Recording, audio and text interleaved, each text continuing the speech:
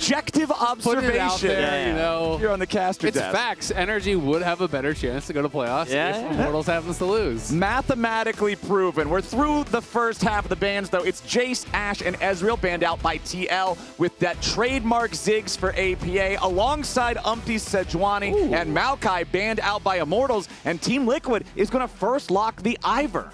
Yeah, we just saw Ivern last game as well. Is this something that's getting a lot more popular in scrims, maybe? Because back-to-back series now, seeing it pop up. I think for sure, like Ivern was like a pick that LCS only played, and then I think it started popping off a lot more in LCK, especially. And I think when LCK plays it, you know, like the prior kind of now we can It proliferates, yeah. With this AD carry mids, I think definitely AP junglers are powerful, but champion like Ivern can also function really well. What kind of pairings do you like besides that then? Because I've always thought it works really well with Juggernauts and some of these kind of like melee bruisers and stuff. We obviously saw Darius Ivern as one of those combos as well. Ivern Azir is also like a really famous pairing. Yeah, but like usually Ivern, you want to kind of pair it with like AD carries mid, like Tristana, Corki, Zeri, even like Lucian. Yeah, I think those are just powerful. So literally any AD carry. Yeah, just any like AD carry. Any really strong champion. In every lane, even top Zeri, lane. Tristana, Corki, Lucian, Varus. Hey, all these have something in common, Ezreal. Anyone who could build a static shift. What about mid-gen? Hey, it worked yesterday. Yeah. All right, so we got the Corki, the Lillia locked in for Immortals. Team Liquid going to respond, picking up that Tristana and the Leona. You know, they say that Tristana got nerfs, but I'm not really seeing the impact of these so-called nerfs. Gentlemen, I feel like this champion is still all over Summoner's Rift these days. Yeah, I mean, it's definitely a really strong pick. People can also play Lucian into Corki, but like Tristana into Corki, it's just basically your preference and what you're more comfortable with. And I think especially when you're playing just into this matchup, there's not a huge amount of pressure on the Tristana, so you're not having to press your Q nonstop, and that is where the nerfs actually really do hurt you. I think there's some of these mage matchups that can actually just trade constantly with you and pressure you a little bit more heavily, where Tristana then is having to press Q on cooldown. And if you're doing that, you can actually run out of mana. It can be problematic. But in Corki Tristana, it's almost always just a farm fest, and then once Corki gets tier 2 boots, maybe starts trading a little bit more. But in that case, I don't think the Q change is really that much of a big deal. All right, we got the Rell locked in here for Immortals to make sure that they have some engaged potential. I always like that. Let's see what we're going to get in our second half of the bans with the Renekton banned out by Immortals. They don't want to give Team Liquid that evergreen blindable pick that you can just have up in the top lane. And it's one of those bruisers that, again, I do think works quite well with the Ivern, you know, one of those style of champions. So it's going to be interesting. MF going to get banned out as well. A lot of focus on these marksmen. Obviously, as Tactical has still to pick his coming into the second round. If you're on TL side, you know that there's no AD pick yet. What else would you maybe be thinking about banning here from the TL side? I mean, I feel like they can maybe go for like something like Kai'Sa. Senna is still open, but they both pick their support, so like it's not going to be an option. Maybe they might pick like something like Caitlyn, but I'm not too sure, yeah, what they're going for right now. Caitlyn would be interesting. I feel like we don't really see almost any Caitlyn these days. It Yeah. feels like you have to get so far ahead, and if you make any mistakes, you're kind of screwed. You usually see it with like a Brown pick, and then you pick Caitlyn with a double AD carry. It's usually really powerful, but I think with the both supports picked, I also think it's not going to be an option for them. All right, the Gnar removed by Team Liquid, and a very fast lock on the Zeri for Immortals. Let's see how Team Liquid wants to respond to that one now. What will we see here in this marksman role with so many banned out? I feel like they're going to try to go for something like Kai'Sa, yeah, or yeah, I just think Kai'Sa looks like the best pick for here for Team Liquid. Okay. Hovering around on a couple of different things, though. Definitely going to keep us guessing all the way through the timer. See what they end up wanting to actually lock in here. 1 second, 0 seconds. All right, a Xayah angle instead. Yeah, it's interesting because obviously, you know, Xayah really good at absorbing engage, but there is a decent amount of poke over on the other side. You know, maybe just as an answer more to the Rell, was worried about playing something that was a little bit more stationary. Yeah, I think so. I was actually quite surprised because, like you guys are mentioning, they don't have too much dive. They do have Rell, but Xayah is an okay pick. But Zeri is definitely a more like powerful and more meta pick. It's gonna be strong throughout the lane and in the late game as well. Rumble is kind of interesting. There obviously is the Leona for setup, but there's not like a massive amount of setup here for the Rumble. And it is going to be Ksante as that final pick coming through. People are just still loving Ksante. Flowers and I were talking about this, but Ksante has had a horrible win rate in LCS. It is for top really teams bad. as well. It is like really struggling since a lot of the nerfs, but it has maintained within 1,500 gold. and they are the team that is most often within 1,500 gold of like any team in the league, but they always seem to kind of falter at the finish line. So, you know, having watched some of their stage games, having scrimmed against them a lot, you know, what is it you think that is kind of maybe going wrong for Immortals where they can't convert any of those scrim results kind of into wins on stage? I think especially on stage, people make a lot less mistakes, so you got to be more patient. I think that's why we also failed to do versus Cloud9 yesterday, even though game 1 we were in a decent spot. You just kind of feel the rush in the game for no reason. You're like, oh, like we have this good item advantage, let's try to like punish it, and we kind of overstep. Oh, that was actually pretty cheeky. Yeah. Impact steps out of the brush and starts dance spamming to make Castle step out of the brush and start dance spamming, and then Hui's there. That's kind of savage. I mean, it actually doesn't matter at all because there's enough time to recall, but that's not honorable though. No, you know, no, honorable. Top lane, you gotta be honorable, and Impact. I mean, you guys are gonna be up there, spending a lot of time together. You know, yeah. And he's gonna be mad dogging you the whole time, staring you down. You know what you did. I like how teams, players from some teams will bring the logo of another team that their opponents struggled with in the past, and Umti's just like, no, I'm bringing my own logo. I'm on Liquid, this is the Liquid logo. Very, very clear line of thought there from him. So talk to us about how you want to see this 2v2 played out, because you were saying that you actually have been, you know, maybe even more impressed by the laning phase from Immortals than TL's 2v2 lately. Yeah, I think I was just mentioning that TL's bot lane is a really solid bot lane, and I used to think that they're a really hard opponent to play in the laning phase. Nowadays, though, I feel like they're still solid, but they don't have the same pressure as they did before. And IMT actually in scrims were pretty aggressive, and they were not scared of punishing. So I just hope that they can also try to do the same thing on stage and try to get a lead out of this bot lane matchup. So it looks like Immortals obviously have the push here. You know, how do you want to see them kind of play out this 2v2? I mean, this 2 AD carry matchup, you're not going to really see like a crazy punish. It's just a Zeri into Xayah, which is like both kind of wants to farm as their main goal. And maybe once Zeri hits 6, like she can actually have kill pressure starting then. So I think it's just going to be farming here. IMT is going to have push most of the time. So maybe Rell can like roam mid whenever she has time. So how would you build, you know, kind of the incremental advantages then, right? Even if it is a farm fest, you know, talk to me about some of the ways that maybe you can try to build these slight leads. Ooh, engage there from Core, catches tactical a little bit, but there's really not even that much health being traded back and forth. Umti is here, but Armao can also make his way down if he is needed. Umti's not really going to get much of an angle to do a whole lot here. They will at least be able to sweep out that ward there in the pixel brush. Umti moving into the enemy jungle now. Armao does not have a lot of mana to work with. We'll see if this turns into much. It doesn't really look like it. Armao. Yeah, I mean, Umti has no smite, so it's not like he can walk up and smite steal it or anything. So Armao should just be able to take this as long as TL's bot lane didn't move up, and they will not. He's low on mana, but doesn't matter because he's got the blue buff now. So likely would just have to try to cross and play for Scuttle on top side. Yeah, I mean, to answer your question, when the matchup is not really volatile, like it's just all about the push, you know, like when you're going to pull the wave and you're going to slowly stack the wave back into them, and you're going to have like a base advantage, and with that base advantage, like what are you going to really do about it? So they can either play to stack the dragon or like even play to get the first support base and roam. Armao has been sitting on top of a ward for the last 30 seconds. Yeah. He is not aware that Team Liquid knows exactly what he's doing, so he's not going to get much here. So this is actually something that we saw, you know, from Inspired when he was playing the Ivern in the last game. You know, they do their full clear. You're done at like pre-3 minutes, and then you basically have nothing to do besides wait for your passive to channel. So in the last game, he literally sat bot in that brush for a minute and a half, and then was able to actually go and get a gank, right? So I think Armao was just saying, all right, I need to stay around here and answer just in case Umti is going to hang around and then look for that potential late gank, that late dive. So did spend a lot of time, but unfortunately because he was warded out, you know, Umti is fully aware of what is going on. It's going to mean he gets double scuttle because his smite is recharged. Yeah. I mean, hey, if you're not going to be doing anything else, it's fine to just sit there and watch the circle complete around the crab the first time. At least you've got something to do. Ivern gameplay, baby.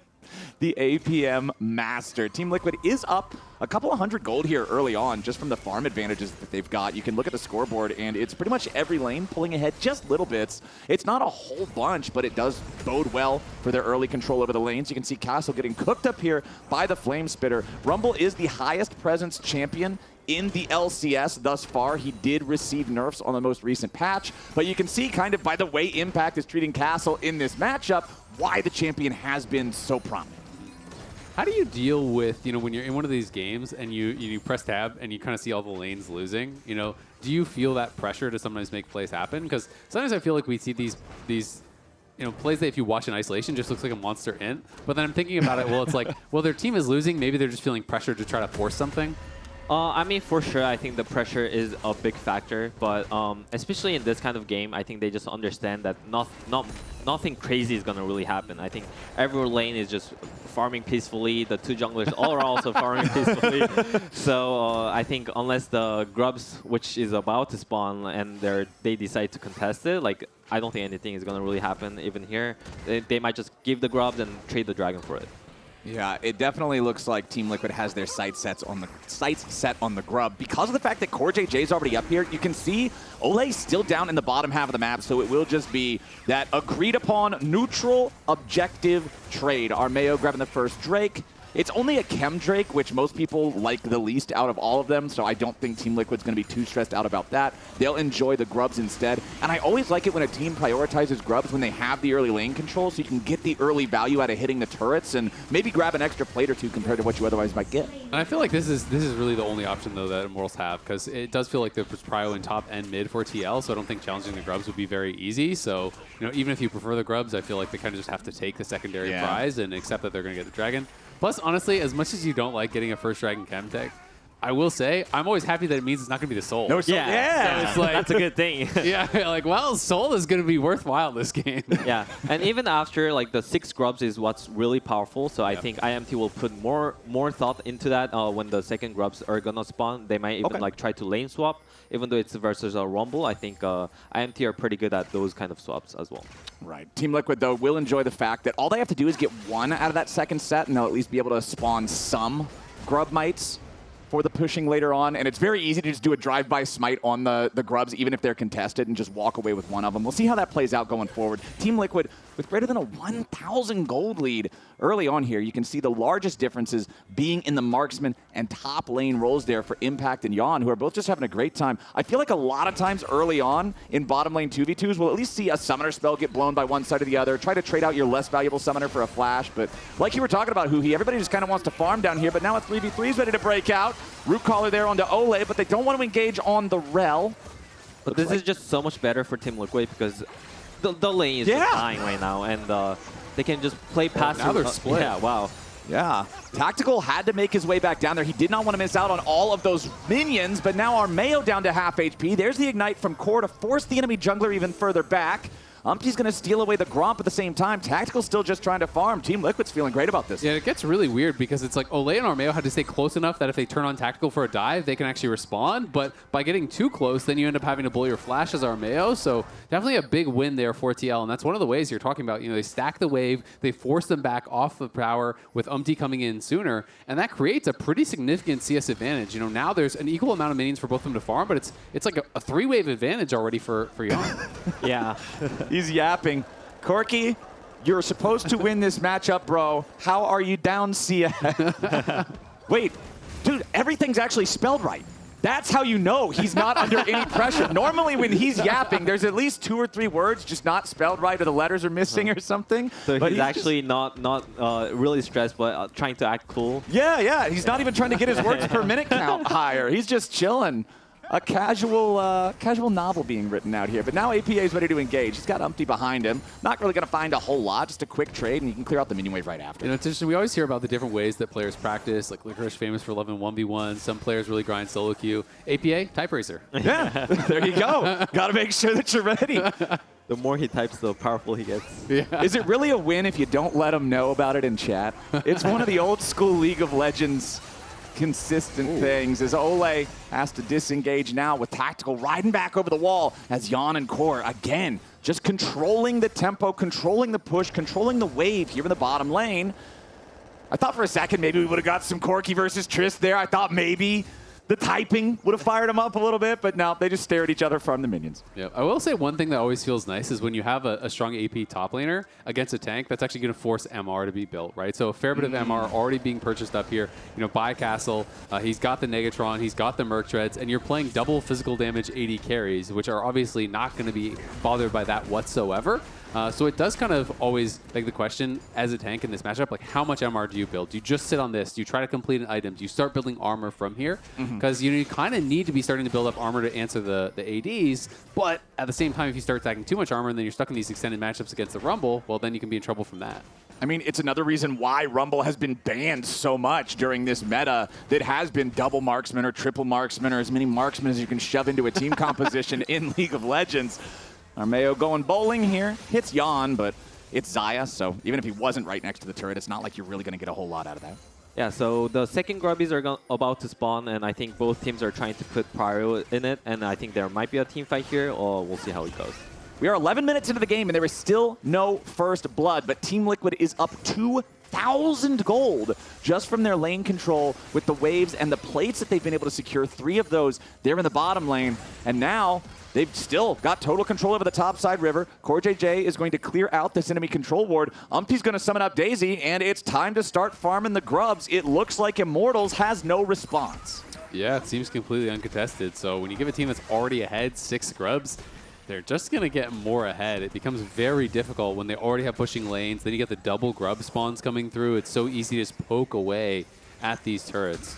Yeah, and they're not even starting the dragon, so this just means that they can't even trade the dragon for the grubs. So now they have to play to defend the top dive, and now TL also has the choice of just basing after this and playing for dragon again. This is really tough for Immortals. I want to go back to what you mentioned earlier, Isaac, when you're talking about when you hit tab and you look at the scoreboard and everybody's losing and that pressure that it puts you under.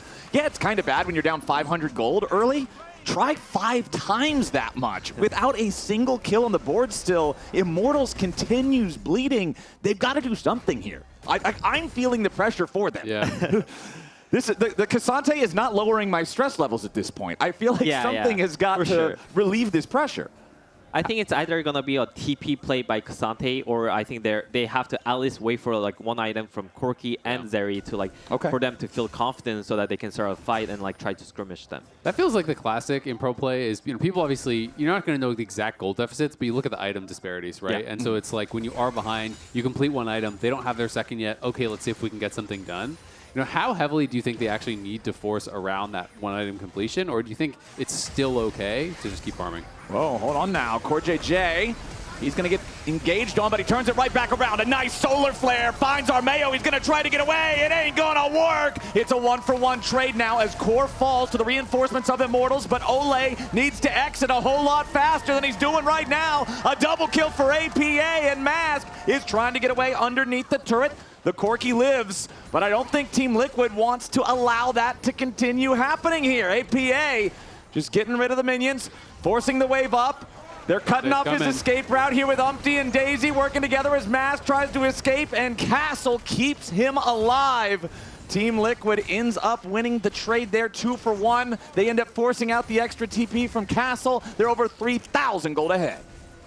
Yeah, I mean, like I said, Tristana had his Kraken, which is his first item, and Mask still didn't, and they kind of forced the fight IMT, and it ended up being really bad for them, and I think they're even farther behind, which I think they just have to take it a little slower.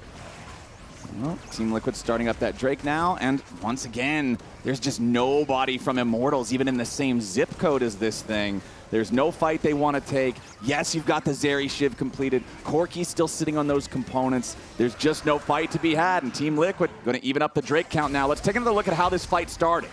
Yeah, I mean, Immortals do get the jump, but it is on CoreJJ, and CoreJJ just turns around, Zenith blades to Castle, then flashes past to land the stun onto Armao. The equalizer is there, APA flashes in. It's just a really nice turnaround and a good engage there from Core.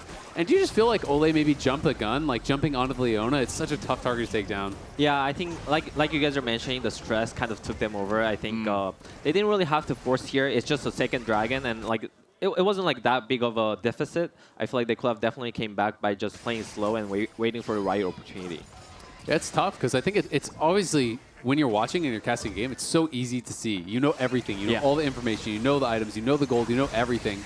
But this is the timeline here of TL mid laners. It's hard to remember, I think, sometimes, the APA, how quickly his reputation has changed. He came in at the end of last summer split, played, I believe it was 7 games only before playoffs. And at that point, everyone was saying, this guy needs to be replaced. He's a fraud. He's talking so much trash, but he's not doing any of the work in the games. But his reputation has shifted tremendously since then, and I think a lot of people are now giving him a lot more respect, saying he is actually backing up that trash talk and looking at him as one of the better mid laners in the league. Yeah, for sure. I think even as a player that I play versus him, in the beginning, yes, like he had a lot of improvements that he had to go through, but he actually showed up. Like you're mentioning, he improved a lot of his champion pool, and even picks like Tristana. Like when APA gets Tristana, it is powerful. So like people will have to be aware. He still plays Ziggs, and he still plays a lot of this champion that no one else really tried to touch, like early in Soul, Ziggs, stuff like that. So I think he's definitely becoming a really strong mid laner. And I think it's cool to see when people kind of have that hard work pay off, because he was known, even when his reputation wasn't good in the LCS, he was known as someone who was still a solo queue grinder. He was a grind He was top of Champions queue. You know, he's obviously putting in that practice, and it's cool to see that pay off, you know, both for him, but also for Yeon, who obviously is really changing the way that people look at him as a player. And there's the Xayah pick coming in real clutch. The Feather Storm gets him out of any sort of danger of Immortals trying to collapse. TL is going for yet another neutral objective, but this time Immortals have decided they want to take the fight. Castle goes all out, and Yeon has to try to escape. The Equalizer brings down over the top, and now you got a whole lot of damage right back into Immortals' health bars. That's 2 dead. The front line collapses, and the back line retreats. Armao and Tactile have to get all the way out of town. Yeah, Immortals might have slowed them down, but it cost them a lot to do it. Yeah, I mean, they're just trying to force on Yeon there. They got his ult out early on that play around mid lane, and as he's rotating, they look for the catch. Castle does find him, but the Equalizer turns around the fight so heavily. When you force into those jungle corridors, Equalizer is so deadly to actually be able to follow up on. Also, AP just finished his second item. They're just gonna get stronger and stronger. So. I can't push this. I know. Come Okay, there. If they go me, watch me. If they go me, watch me. Yeah, I'm looking. Watch me. Core. Hold. I'm teaming. Okay. Okay. Yeah. I can kill Stay Ksante. first. Yeah, we can win, guys. Let's go. You love to see it. Hold on, we're already right back into live. APA in the middle of 3. Tries to rocket jump away to safety. Gonna survive thanks to another shield coming out from the Ivern. Olleh now the target here for TL as they go for their own counterattack. Nice little bit of knockback there on Core. Gonna force the flash out of him, but Castle is still tanking, and he is not tanky enough. APA goes on a killing spree. He was in the middle of 3 Immortals players. He walks away and gets one back instead. It doesn't look like Team Liquid is done quite yet. Maintaining the pressure, maintaining the push. Finally gonna decide to retreat now. I mean, Immortals are just kind of in this cycle now of every time they see something, they're trying to force plays. They clearly don't feel that they can play out the game normally anymore, so they're constantly trying to look for these picks. You know, as we jumped into that replay, you could see APA jump forward, procced that explosive shot to reset the rocket jump, then was able to jump back out. And that is the matchup that I think a lot of people are looking forward to next week. TL versus Cloud9 is Tactical. Oh, man, that last shot. You could see him riding over the wall as the bullets right behind him, man. It was like straight out of Looney Tunes. Adios to the Zeri. 6-1 for Team Liquid. I don't think Immortals has anything to say about the Rift Herald this time. Yeah. I don't think they have anything to say about Game 1 this time. This one's looking tough from this spot. Yeah, Team Liquid is just playing the laning phase really strong, and also mid the game, like they're choosing the right fights, and they're just snowballing really well. I feel like they're just going to close this out really cleanly. So TL versus C9 coming up next week, assuming TL is able to win, you know, without losing here. Both teams would be undefeated going into that. Who do you actually favor going into that matchup? Team Liquid versus C9. I think C9 will have a little more favored. Like I think they're gonna have like a little more strong ball lane. So I'll give it to C9. Okay, that's exciting. So it's gonna be a cool one. APA not even popping off. He is unbothered there. Flash forward, was able to get the final auto, and then the ulti right after it. Another fight. CoreJJ once again leading the charge. Immortals firing back. Yeon at half HP. Core still tanking here. The rest of Team Liquid is not close enough in time, so Core's going to be the first to fall. Now Castle once more on the front as Yeon is forced back out of the fight by Tactical. He goes into the Feather Storm, and Castle is gunned down once more. APA looking to go to reset City, but remember he already used the flash earlier for the pick on Tactical, so there's no way for him to close that last little bit of the gap. Yes, it's CoreJJ traded for Castle in a 1-for-1, but Team Liquid has superior health bars, they have superior items, and they have control over the mid lane here with the Herald. APA can't stick around long enough to force down the tier 2 turret, but Team Liquid's gonna call that one a win yet again. Man, I bet APA really wishes he had the flash for that play. There were so many low health bars. If he got one more reset, that could have been a potential quadra penta angle. Yeah. As that was looking like you jump forward a couple autos, everyone dies. Now that they got the second dragon, I think now they can just play for Baron side setup and even like start doing Nash with Ivern shields. And they have so much damage because they're both Tristana and Xayah are really fed at this point. So they can either threaten to finish the Baron or just start it and just turn it whenever they want. And now even Mikhail's done for Umti, so it's taking away even more opportunities here for Immortals. Because at this point, you're thinking about, okay, well, how do you possibly come back? Maybe it's like a Q flash from Armao, and they get a big sleep on multiple people, but then you have Mikhail's there, you have Cleanse there for Yeon, you have all of these answers that are just going to make it harder and harder and harder. And I always kind of feel like this is the point where it starts to feel a little bit like Checkmate, when they can start getting those luxury items in, where all of a sudden, even when it goes well, you can't necessarily get that kill. Yeah, for sure. All right, APA putting the pressure on Castle. This Ksante has not been having fun in this game. Now CoreJJ ready to commit for real. Castle and Olleh trying to stay alive, but a nice equalizer comes down on 4 as Olleh's the first to die, and Yeon picks it up. Now Castle's got to continue retreating. The redemption again to make sure that Team Liquid health bars stay full. Only Core has taken meaningful damage on the TL side. They picked off the main enemy engage. They might just be looking for the Baron here. They already are 7,000 gold ahead, but instead they're going to push further into the enemy jungle. Now if they can take Armao, surely the Baron is on the menu. APA continuing to put those shots there into the Ksante. Nice all out coming out from Castle to put CoreJJ in a compromised spot. But APA's dominating. Castle's trying to run. Core still lives. Immortals are just outclassed and outmatched. Tactical just got 3-shot by APA, and even the Immortals tanks are not looking tanky.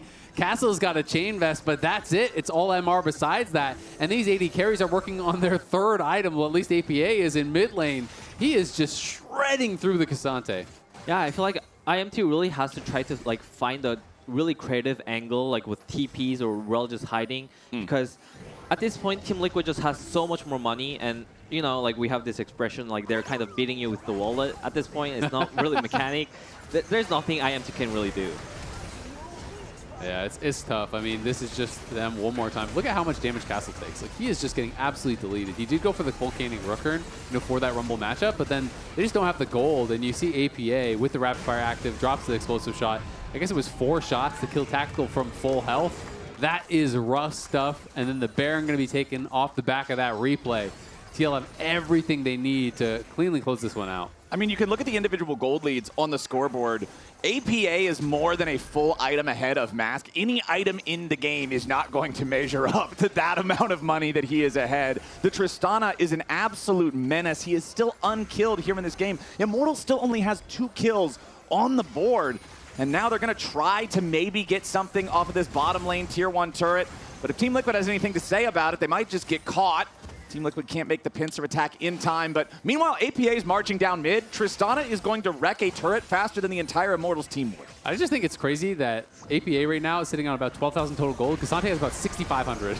Well, Olleh, here on the front. Yeon could be in some danger. Going to land, flash away the redemption, ready to heal him up as the equalizer turns things around. Castle coming in from behind, but Impact is going to play bodyguard to make sure he can't make his way into the fight. APA is gone like an Armao, trying to escape. It ain't going to work, man. Gun versus deer. Get over here. And Team Liquid just paints the rip bloody with them. It's a 5-for-nothing ace. The clean ace for TL, and they are pushing down mid lane. Impact just TPs immediately for it. They're going to go for the throat. At the very least, they're going to get the inhibitor, maybe the Nexus turrets, and maybe just the Nexus. The only person respawning soon is Olleh. A Rell on his own does not withstand the Team Liquid tide.